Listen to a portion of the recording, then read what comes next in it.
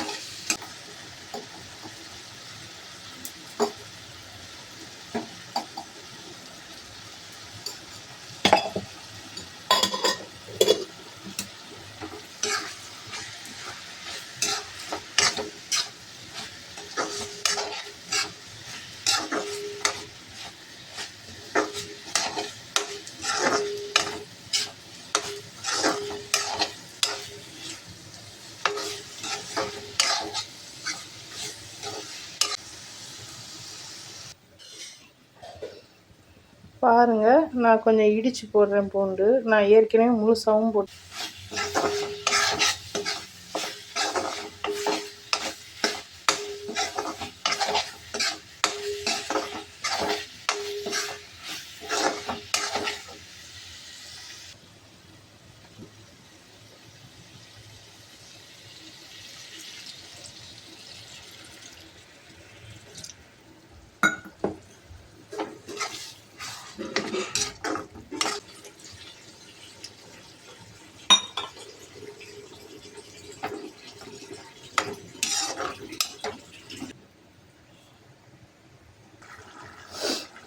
பாருங்கள். இந்த உருளைக்கிழங்கு நான் இப்படி வெட்டி போடுறேன்.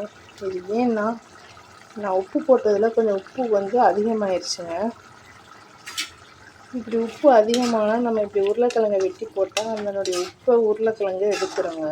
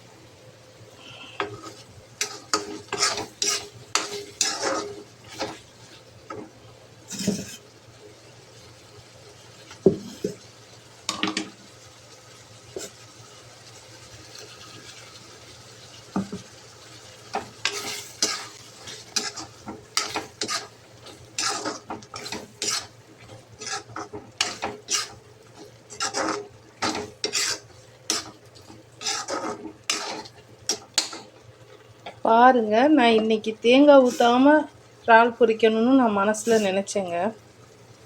ஆனால் நான் என்ன அறியாமல் உப்பை கொஞ்சம் கூட போட்டுட்டேன். அதனால் இப்போ நான் தேங்காய் அரைச்சி ஊற்ற வேண்டிய நிலைமைக்கு வந்துட்டேங்க.